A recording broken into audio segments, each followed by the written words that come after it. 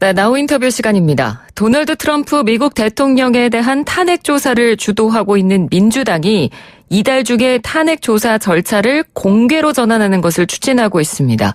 낸시 펠로시 하원 의장은 이달부터 공개 청문회가 시작될 것으로 예상한다고 말하기도 했죠. 조사 과정을 공개로 돌려서 대국민 여론전에 나서고 또 트럼프 탄핵 절차에도 본격적으로 착수하겠다는 겁니다. 오늘은 김동석 미주 한인유권자연대 대표 전화 연결해서 워싱턴 정가 분위기 알아보도록 하겠습니다. 대표님 안녕하십니까? 네, 안녕하세요. 네. 지금 민주당 주도로 사실 이미 탄핵 조사가 진행되고 있긴 했습니다만 표결을 통해서 이렇게 결의안이 공식적으로 통과된 건 처음인데요. 이 결의안이 어떤 내용을 담고 있습니까? 이 민주당 낸시 펠로시가 이 결의안을 추진할 수밖에 없었던 원인이 바로 이 내용을 담고 있는데요. 네네. 아시겠지만은 미국 의회에서도 몸싸움이라는 게 좀 있었습니다. 맞습니다. 사실 우크라이나 스캔들, 트럼프 대통령의 우크라이나 스캔들을 보고서 이제 탄핵을 추진한다고 낸시 펠로시가 선언한 다음에는 해야 되는 게 해당 상임위원회가 이 탄핵을 추진하기 위한 조사를 해야 되는데요. 네. 그 조사를 하려면 증언할 사람들을, 공무원들을 불러가지고 의회에서 이걸 조사를 하는데 그럴 경우에는 국가의 기밀 사항이나 공개되지 될 수 없는 내용도 나오기 때문에 대개가 비공개로 이걸 진행을 해야 되는데 네. 그 비공개로 조사를 계속하는 데 있어서 트럼프 대통령이 이제 위기감을 느껴서인지 공화당 내의 행동 대원들, 이를테면 공화당 의원들 가운데 트럼프 수하에 있는 의원들 24명을 한 2주 전에 비공개 조사하는 데에 한꺼번에 보내가지고 회의장을 점거하고서 네. 회의를 못하게 하고 이런 일이 발생한 거에 대해서 낸시 펠로시 의장이 굉장히 큰 충격을 받았다 그럽니다. 그래서 알았다. 하도 밀실조사니 불법이니 강제니 위협적이니 이런 얘기를 너무 트럼프 대통령이나 공화당에서 하니까 그러면 우리도 공개적으로 하겠다. 그런데 그건 그냥 할 수가 없기 때문에 공개적으로 한다라는 거를 의회에서 탄핵 결의안을 만들겠다. 이렇게 한 게 지난주 목요일 날 낸시 펠로시 의장이 하원회에서 이거를 표결에 붙였습니다. 그렇기 때문에 내용은 증인들에 대한 조사를 공개적으로 공식화한다. 그 다음에는 양당이 같이 참가해가지고 증인들에게 똑같은 분량의 시간만큼 질문을 한다. 그리고 공화당에서도 증인을 채택해서 소환할 수 있게끔 하고 그 다음에 중요한 거는 계속해서 백악관에서 소환하는 증인들이 오라고 요청을 해도 오지 않기 때문에 네. 증언을 거부하는 사람들에게 의회에서 강제 소환할 수 있다. 이런 내용을 담고 있습니다. 그래서 탄핵 조사하는 데 절차와 그다음에 탄핵안 초안을 만들고 이런 거를 작성하는 이제 그런 방법 이런 것들을 그냥 결의안에다 규정을 했습니다. 이게 이제 지난주 목요일 날 하원에서 통과된 그 탄핵 결의안입니다. 네. 그러면 이 공개 조사가 본격적으로 시작이 된다면 이 탄핵안이 탄력을 받을 만한 어떤 결정적인 증거나 증인이 과연 등장할까요?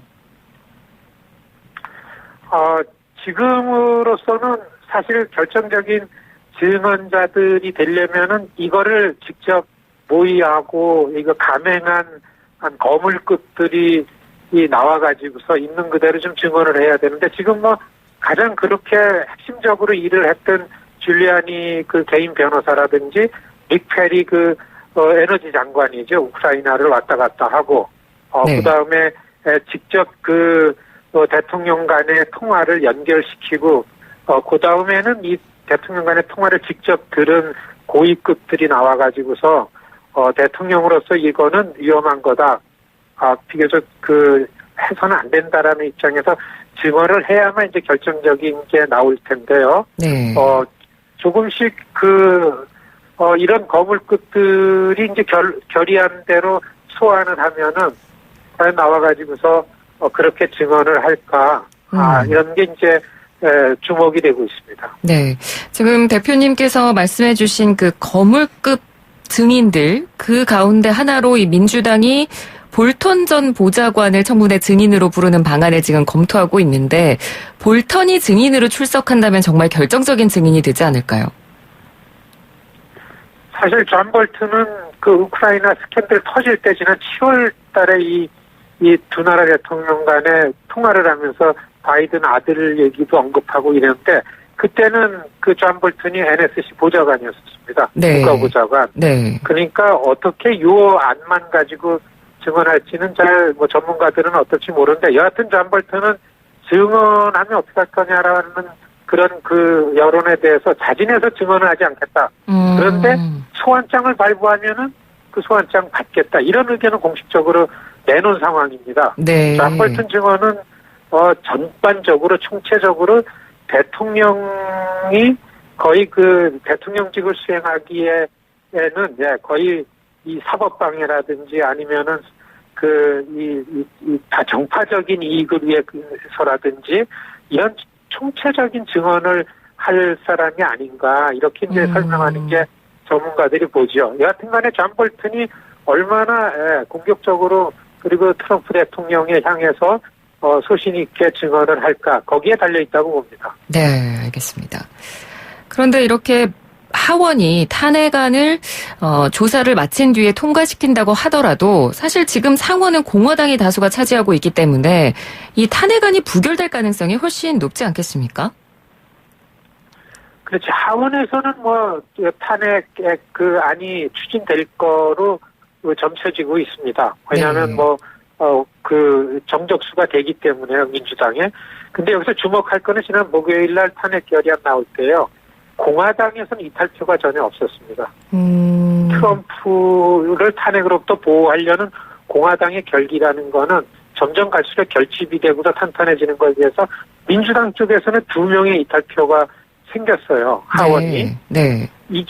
그런데 이게 이제 탄핵안이 상원으로 올 때 이 탄핵 결정을 상원에서 하는데 지금 상원은 공화당이 53명이고 민주당이 45명 이런데요. 네. 이 탄핵안이 가결이 되려면은 67명 이상이 찬성을 해야 되는데 적어도 공화당에서 53명 중에서 20여 명 이상 이탈표가 나와야만 이게 가능한 얘기입니다. 가능성이 없다고 보는 게 맞죠. 네. 그렇게 가능성이 없는 걸 민주당이 모를 리가 없을 것 같은데 그럼에도 불구하고 이렇게 어떻게 보면 몰아붙이는 이유 뭐라고 볼 수 있을까요? 사실 낸시 펠로시를 비롯한 민주당 지도부는 아직까지 이 탄핵안에 대해서 그렇게 하는 게 맞는지 이런 그 망설임이 좀 있는 걸로 다 보여집니다. 그럼에도 불구하고 이걸 추진할 수밖에 없었던 거는 우크라이나 스캔들은 이건 피해갈 수 없고 대통령이 여기 얼마나 관여했는지를 야당 입장에서 국민들에게 좀 소상하게 밝혀낼 의무 수준으로 올라왔고요, 여론이. 네. 두 번째는 민주당의 대선 주자 1위인 조 바이든은 아주 큰 타격을 받았죠. 가장 큰 이유는 이렇게 할 수밖에 없는 가장 큰 이유는 지금 하원 민주당에서 민주당의 흐름을 주도하는 사람들이 한 80여 명 이상 되는 아주 초강경론자들, 프로그레시브 그룹이 이걸 다 주도합니다. 네. 여기가 워낙 강경하기 때문에 낸시 펠로시가 강행을 하지 않더라도 이 의원들 그룹에서 뭘 어떻게 할지 모르기 때문에 거의 그냥 편하지 않지만은 낸시 펠로시가 이거를 추진했다. 뭐 이렇게 얘기가 많이 나오고 있습니다. 네. 그리고 또 이런 탄핵 국면이 오히려 이 트럼프 지지층, 그러니까 지금 겉으로는 드러나지 않지만 항상 이 트럼프에게는 강력한 지지층이 있으니까요. 이 지지층이 오히려 결집력을 강화하게 만드는 계기가 될 거다. 이런 분석도 나오는데 어떻게 생각하십니까? 분명하게 그런 그 현상이 보여지고 있습니다. 네. 설명드렸던 것처럼 그냥 탄핵 결의안 때에 공화당이 똘똘 뭉친 것처럼 사실 그 트럼프 지지층은 결집된 걸로 조사 보고가 나오고 또 그것이 확산되고 있다라는 현상이 나오고 있는데요. 예.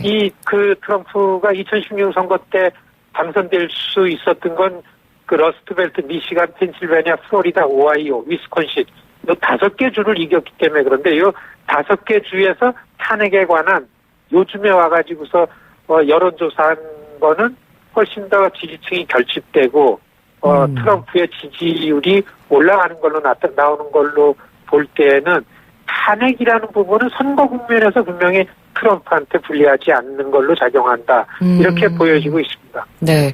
그러면 트럼프 대통령 본인도 그런 상황을 잘 알고 있을까요? 지금 속내가 어떨지도 사실 좀 궁금하긴 하거든요. 사실 대통령이라는 입장, 그리고서 도시권 내에 미국의 여론을 주도하는 주류 오피니언 리더들한테 보이기에는 대단히 불편한 거죠. 이 거의 범죄에 가까운 내용들이 계속 올라오는데. 네. 그렇지만은, 당장에 미국은 다 선거 모드로 들어갔는데요. 자기 선거를 생각할 때에는 혼자 하는 게 아니라 선거 캠프에서 결정하는 대로 가는 거에 있어서는 이런 전략으로 52%도 필요 없고 51% 받아서 이기는 게 목표다. 재선이 목표다. 이렇게 생각할 때는 트럼프로서는 별로 이 탄핵이 크게 걱정될 건 아니다. 이렇게 보여집니다. 예. 자, 그럼 이번에는 여론을 좀 알아볼 텐데요. 오늘 새벽에 이 보도를 보니까 미 NBC 방송이 월스트리트 저널하고 공동 여론조사를 했는데 트럼프 대통령의 탄핵에 대해서 찬성이 49%, 반대가 46%로 나타났다. 이런 보도가 있더라고요. 어떻게 보면 약간은 지금 결과가 뒤집힌 상황인데 어떤가요? 사실 이게 어떻게 비교해 봐야 되나 하면 우크라이나 스캔들 터지기 전에 퍼센테이지를 볼 때는 네. 탄핵 찬성 반대 이 차이가 별로 큰 변동이 없었습니다.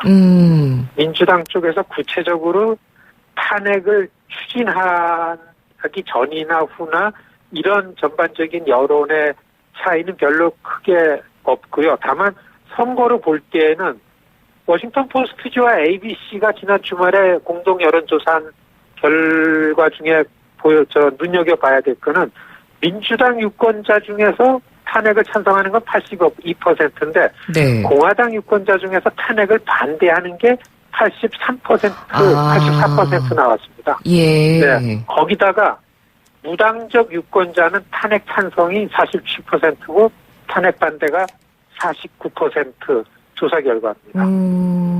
네, 탄핵이라는 게 선거판에서는 유권자들에게는 그렇게 크게 트럼프를 불리하게 만들지 않는다라는 게 지금 상황이라고 보여집니다. 아, 이게 보도 내용은 그냥 찬성 49%, 반대 46%로 이렇게 기사가 나왔습니다만 이게 본인의 유권자들의 당적이 어디에 속해 있느냐에 따라 이렇게 의견 차이가 있다는 것도 대표님께서 말씀해 주신 내용들을 들어보니까 충분히 알 수 있겠네요. 그 부분을 저희가 좀 간과한 게 아닌가, 네, 그 생각이 듭니다. 자, 이 끝으로. 거기다 이런 네. 면이 있습니다. 백인 유권자 중에서 탄핵을 찬성하는 게 34% 나옵니다. 네. 그런데 백인이 아닌 유권자 중에서는 한 67% 나오는데 아시겠지만은 백인이 아닌 유권자들은 투표권이 그렇게 투표 많지 않습니다. 예. 이런 부분 때문에 트럼프가 지금 백인인 층들만 공략하는 이유가 여기에 있다고 보여지는 거죠. 그렇군요. 알겠습니다. 끝으로 마지막 질문인데요. 이 미국이 이렇게 탄핵 국면으로 접어들면서 사실 우리나라 입장에서 좀 이 상황을 들여다보면 북미 관계 관련 이슈는 아예 거의 접할 수가 없는 것 같습니다. 그 부분이 좀 우리나라 입장에선 우려스러울 것 같은데 어떻게 보시는지요? 이제까지 북미 관계는 실무자들이 안 됐기 때문에 탑다운 방식으로 북미 정상회담이니 이런 거를 해왔는데요. 네. 지금 워싱턴을 볼 때 한반도에 관한 이슈는 실종됐다고 이렇게 보는 게 틀리지 않습니다.